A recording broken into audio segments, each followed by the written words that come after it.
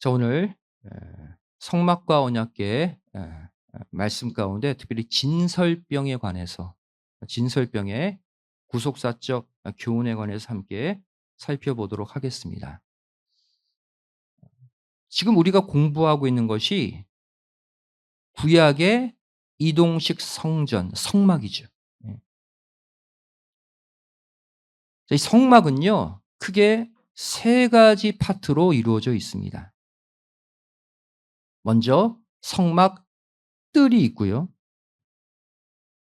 그리고 성소가 있고, 더 깊숙한 곳에 지성소가 있죠. 크게 세 가지 영역으로 성막은 이루어져 있어요.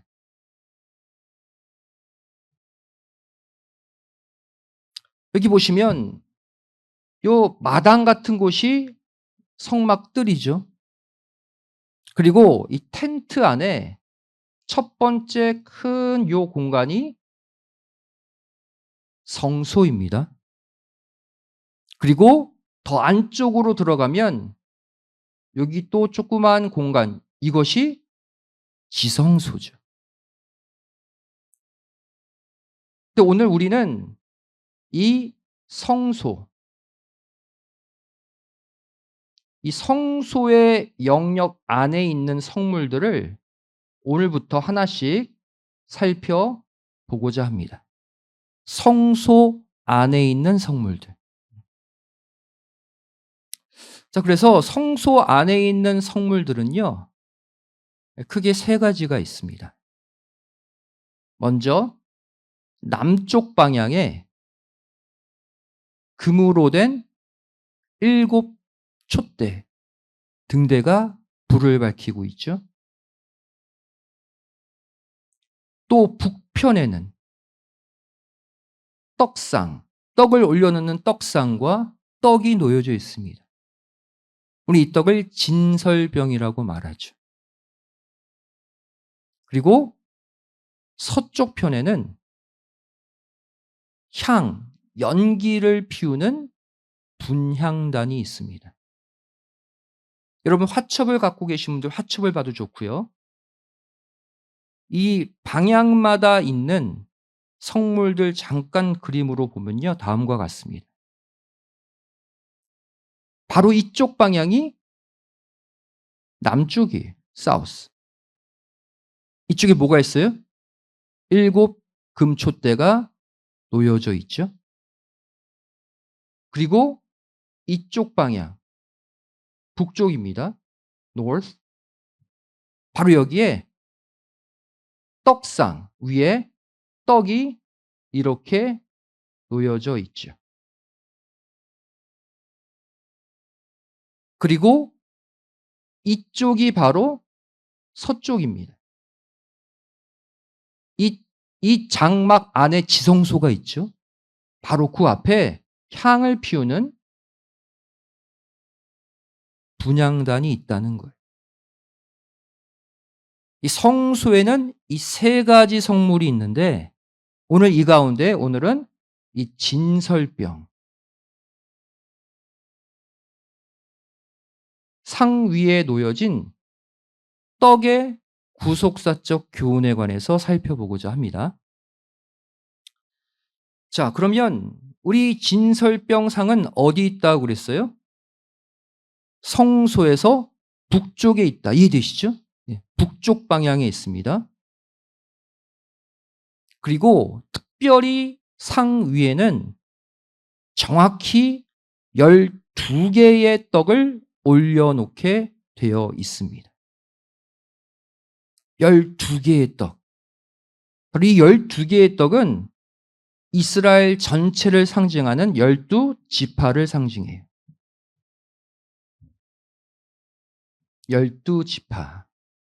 즉 이스라엘 전체가 올려져 있는 거예요.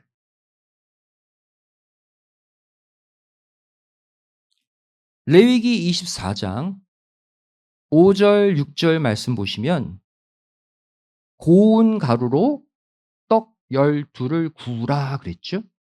정확히 12개의 떡을 만들게 되어 있습니다. 그런데 이것도 두 줄로 쌓되 한 줄에 6개씩 두 줄로 놓으라 그랬어요. 질서의 하나님의 질서적인 떡 배열입니다. 그래서 이 모양을 잠깐 보면 여러분 갖고 계신 화첩 32페이지에서 33페이지에 나와 있습니다. 여기 보시면 진설병 놓는 상이 나오죠. 이 상 위에 이렇게 6개씩 접시를 만들어요. 떡을 올려놔야 되니까. 그리고 그 위에 떡을 요렇게 가운데 구멍이 난 떡을 요렇게 만들어서 이 접시 위에 세웁니다. 한쪽에 하나, 둘, 셋, 넷, 다섯, 6개가 한 줄이고요. 또 다른 쪽에 하나, 둘, 셋, 넷, 다섯, 6개 한 줄. 6개, 6개, 총 12덩이의 떡을 올려놓게 하셨습니다.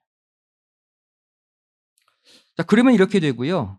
이제 본론으로 들어가서 그러면 이 성소 안에 있는 떡의 명칭이 무엇인가?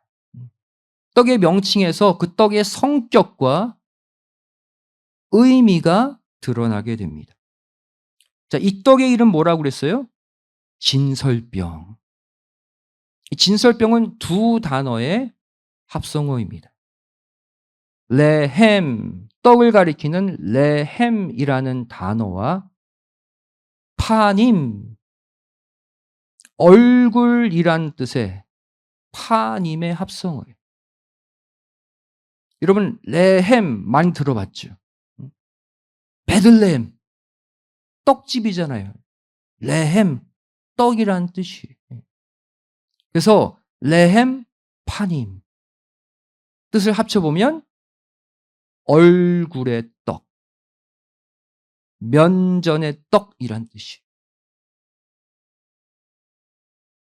특별히 얼굴이라는 메시지가 성소 안에 떡에 붙어 있어요. 얼굴. 출애굽기 25장 30절 말씀 보시면 상 위에 진설병을 두어라 그랬죠. 진설병, 히브리어로 레헴파님, 영어로는 the bread of the presence 이렇게 되어 있죠. 이게 레헴파님이에요.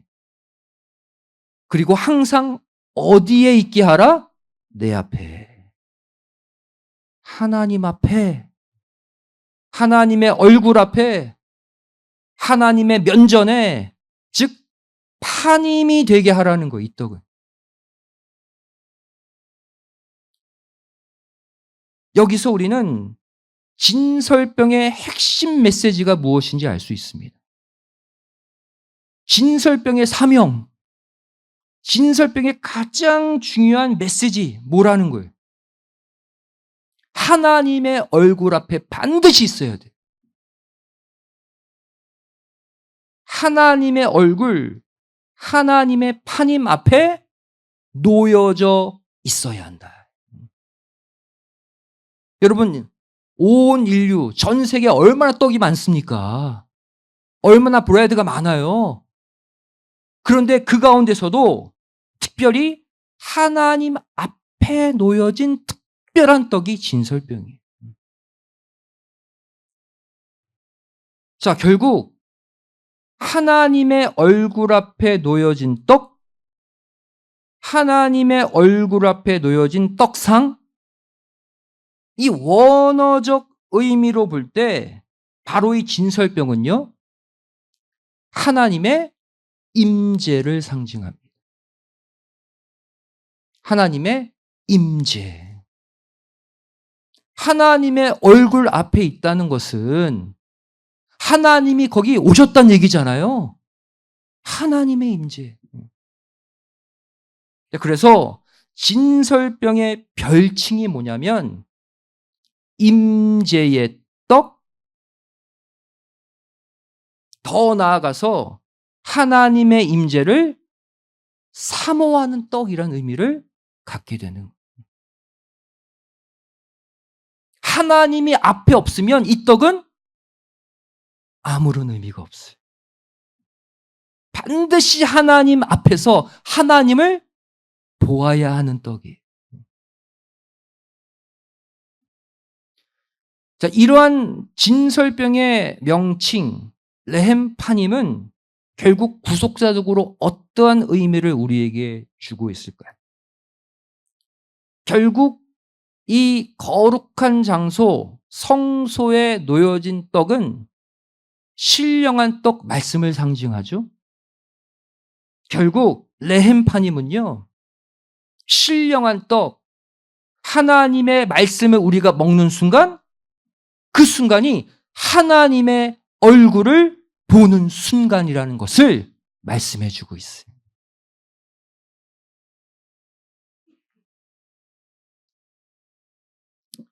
성경은 이 레헴파님의 역사, 하나님의 얼굴을 보는 역사를 생각보다 많이 기록하고 있습니다.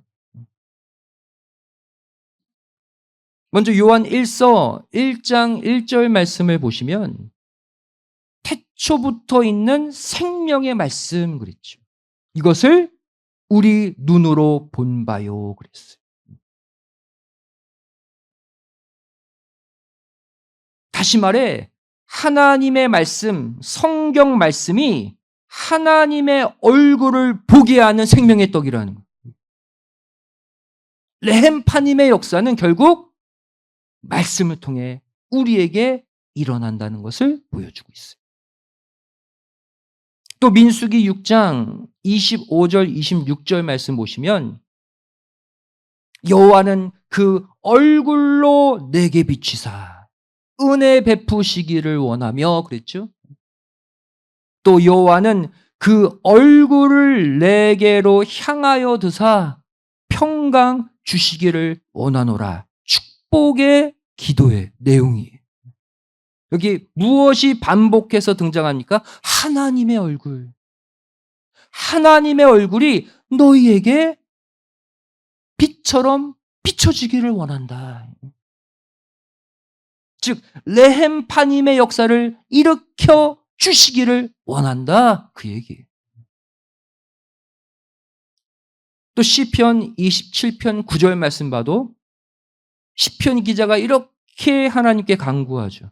주의 얼굴을 내게서 숨기지 마옵소서.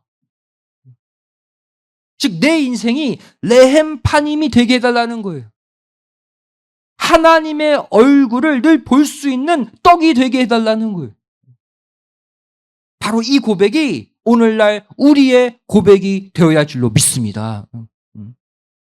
또 시편 89편 15절 말씀 봐도 즐거운 소리를 아는 백성은 유복한 자라 그랬죠. 여호와여 저희가 주의 얼굴빛에 다닙니다. 하나님의 얼굴 앞에서 행하는 것이 놀라운 복이라는 거예요.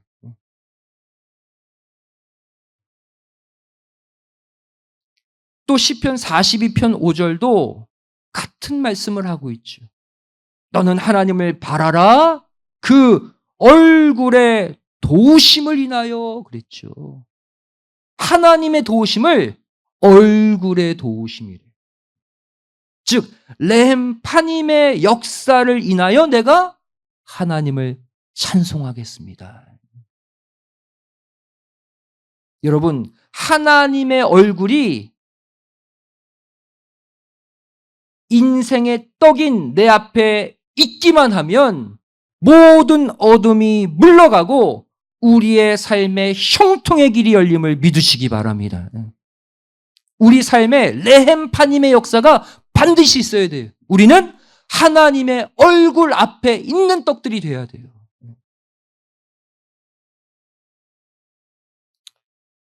여러분 예수님의 제자 빌립이 뭐라고 말합니까? 아버지를 보여달라. 하나님의 얼굴 보고 싶다 그랬죠? 여러분 그렇게 말하지 마세요. 오늘 우리가 레헴파님을 통해 무엇을 깨닫습니까? 우리가 생명의 떡, 신구약 성경, 하나님의 말씀을 보는 순간 레헴파님, 하나님의 얼굴을 보게 됨을 믿으시기 바랍니다. 하나님의 얼굴은 성경 말씀을 볼 때 보이는 거예요. 그 순간 우리는 하나님의 얼굴 앞에 있는 진설병이 되는 거예요. 두 번째로 이 성소에 놓여진 떡의 특징을 살펴보도록 하겠습니다. 진설병의 특징. 첫 번째는 이 진설병 세팅은요, 소재의 제사에 해당한다는 사실이에요. 우리가 소재 뭡니까? 지금 배웠죠? 곡식을 하나님께 바치는 제사죠. 또 곡식 가운데 고운 가루로 만들어서 하나님께 불로 태우는 제사가 소재잖아요. 근데 이것이 번제단에서만 일어나는 것이 아니라 성소 안에 진설병을 세팅하는 것 자체가 소재예요.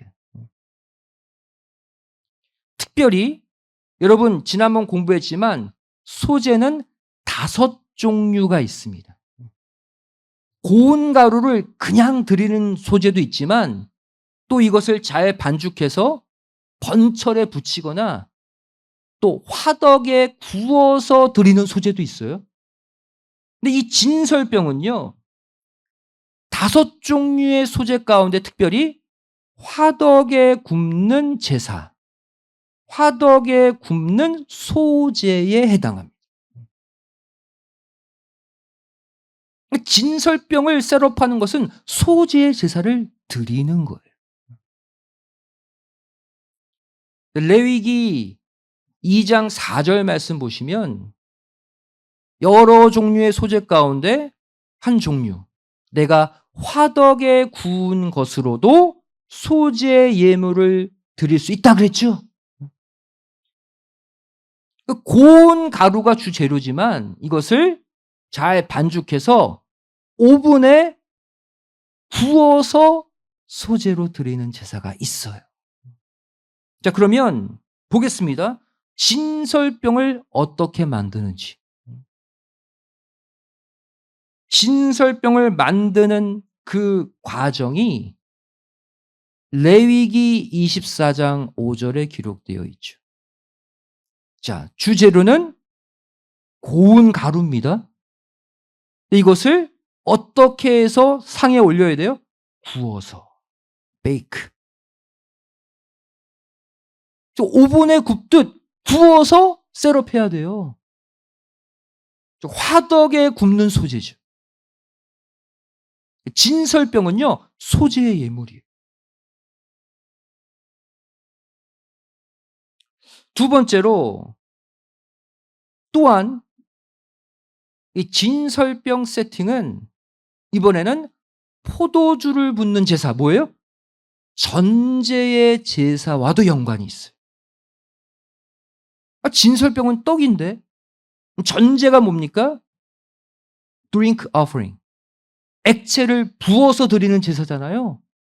이 또한 진설병과 연관이 있어요. 자, 어떻게 할 수 있습니까?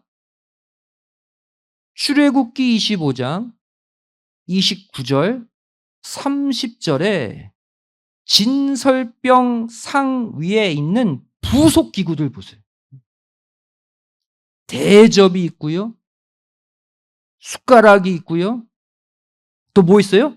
jar, 병과 볼, 붓는 잔을 함께 만들려고 그랬어요. 액체를 붓는 병과 잔이에요. 그러면서 30절에 거기에다가 상 위에 진설병을 두어라. 그러니까 진설병, 떡상, 그 위, 그 옆에 무엇이 함께 있다는 거예요? 붓는 병과 붓는 잔이 함께 셋업되어 있어요. 여러분 화첩 31페이지를 보시면요, 이 진설병, 떡상에 관련된 부속 기구들이 나와 있습니다. 여기 대접 있죠? 이것은 떡을 올려놓는 칸칸을 말하는 거예요. 여기 위에 떡을 놨잖아요. 그죠? 여기 숟가락. 그리고 여기 뭐가 있습니까? 붓는 병 그랬어요. jar to pour 이렇게 나오죠. 그죠? 붓는 병. 그리고 붓는 잔. 이건 액체를 담는 거잖아요.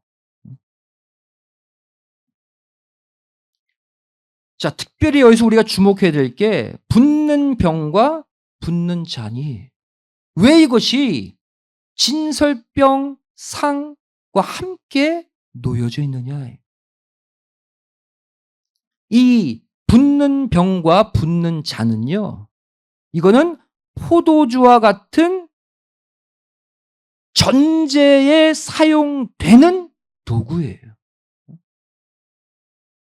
소재가 아니라 이번에는 전제와 연관된 도구가 병과 붓는 잔이에요.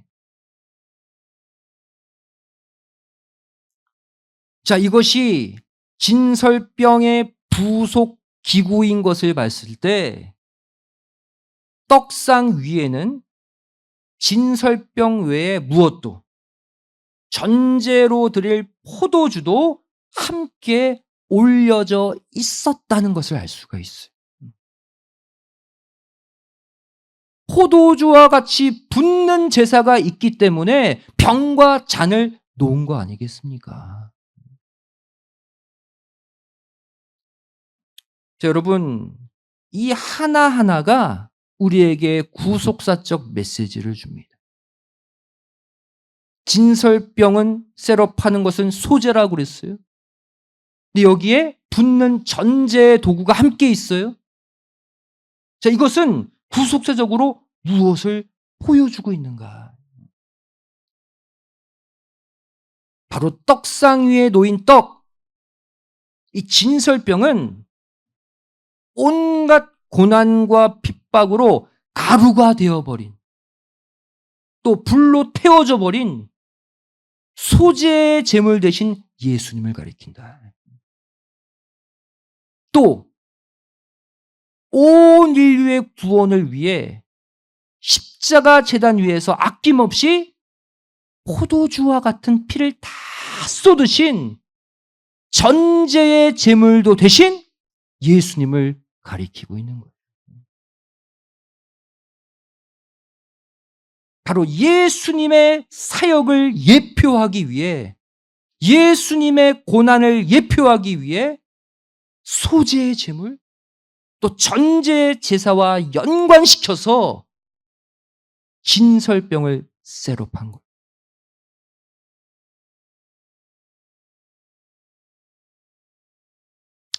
세 번째로 이 떡의 가치를 잠깐 보도록 하겠습니다.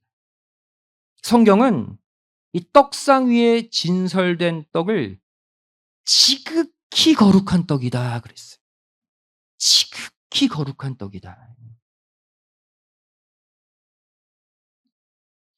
레위기 24장 9절 말씀 보시면 이 떡은 그랬죠. 진설병 떡이에요. 지극히 거룩하다 그랬어요. It is most holy. 지극히 거룩하다.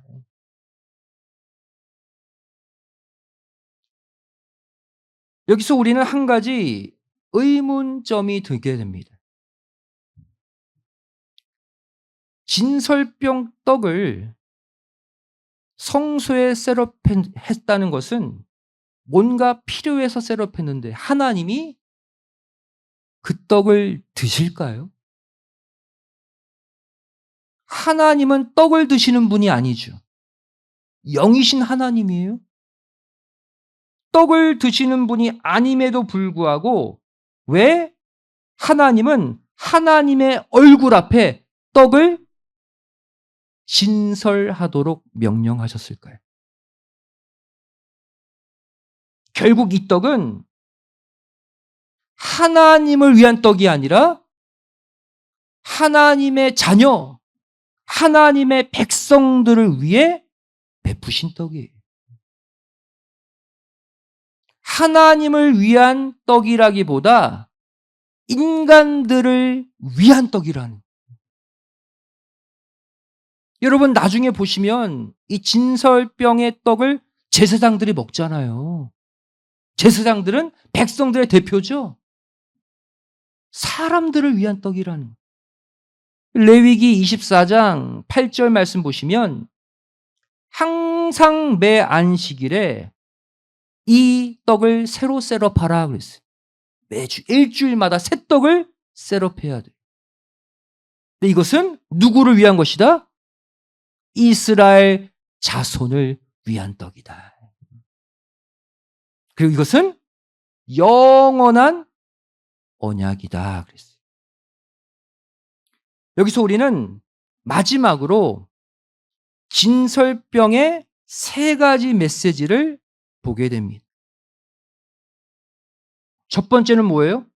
이 떡을 여호와 앞에 진설하라. 첫 번째 메시지. 또 두 번째는 이 떡은 이스라엘 백성들을 위한 떡이다. 두 번째 메시지. 또 이 떡은 영원한 언약이다. 세 번째 메시지. 이것이 오늘 말씀의 핵심입니다. 이 세 가지 메시지를 우리가 깨닫고 가야 합니다. 자, 먼저 첫 번째입니다. 이 떡을 여호와 앞에 진설하라. 이 말은 무슨 뜻입니까? 이 떡은 하나님의 얼굴을 바라보게 하는 히브리어 레헴 파님의 떡이라는, 하나님의 얼굴을 보게 하는 떡이다. 이게 메시지. 두 번째, 이 첫 번째 잘 기억해 놓으시고요. 두 번째는 또 뭐예요? 이 떡은 이스라엘 자손을 위한 것이다 그랬죠? 어떤 메시지입니까? 이 떡은 하나님의 백성들이 하나님을 만날 수 있도록 도와주는 떡이다 그런 뜻이에요.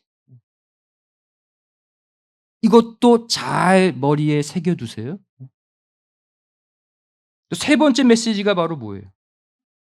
영원한 언약이다. 이 말은 이 떡의 메시지가 구약에 국한된 것이 아니라 마지막 종말을 살고 있는 우리에게도 해당되는 떡이라는 거예요.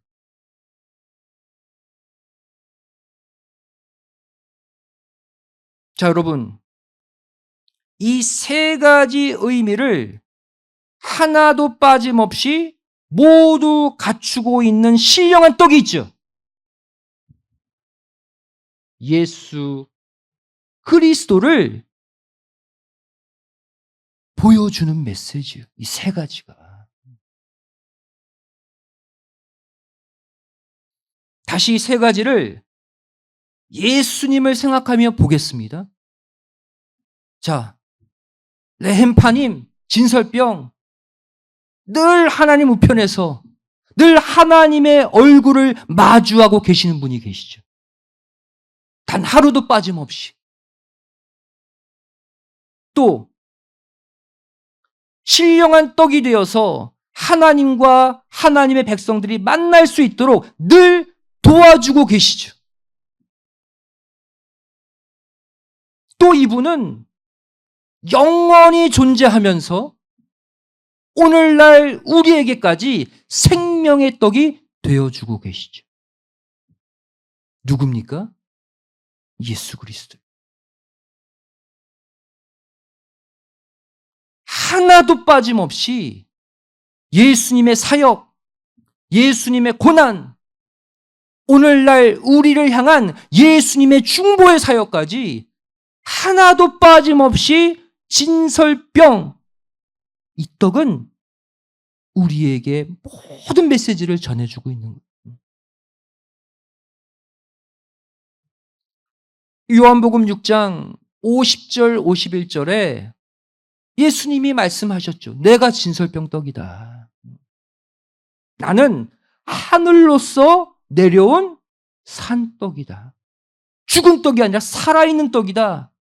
나를 먹으면 영원히 산다.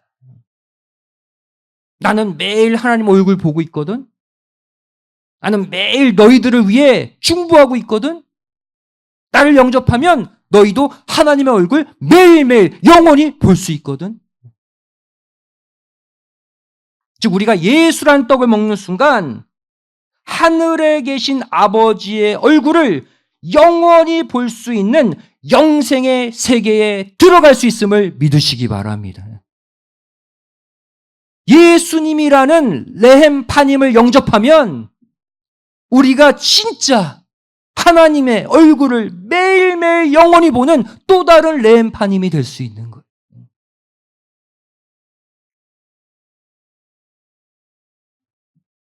요한복음 1장 14절을 말씀하고 있죠. 말씀이 육신을 입고 오신 분이 예수님입니다. 즉 생명의 떡 예수님, 그 예수님이 곧 말씀이시라니. 예수님이 곧 말씀의 떡이에요.